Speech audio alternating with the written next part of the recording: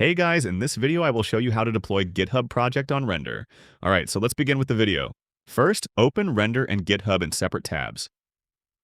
I'll be deploying a simple website project from my GitHub repository. Make sure your project is already uploaded to GitHub. Once it's there, head over to Render. After logging in, you'll be on your dashboard. Now, click Add New and choose the option that matches your project type. Since this is a static website, I'll select Static Site. It'll then ask you to connect your GitHub, GitLab, or Bitbucket account.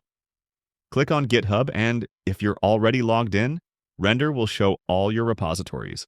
Next, select the repository you want to deploy. In this case, I will select this. Give your project a name like To-Do Site. Once this is done, choose the branch you want to deploy. Usually it's main by default. So if you to GitHub, you can see it is already on main. For the root directory, you can leave it blank unless you're working with a monorepo. For the build command, keep it on default. Now, in the publish directory section, type a period since this tells Render to use the root folder of your project.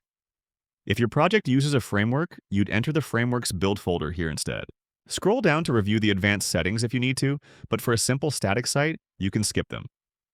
Then click Deploy Static Site. Render will now start building and deploying your project. This may take a few minutes. Once it's done, you'll see the status change to live, meaning your project is successfully deployed. Render will automatically generate a subdomain URL for your site, which you can later customize. Copy that URL and open it in your browser, and that's it. So that is how you can deploy GitHub project on Render. So that's all for this video. Thanks.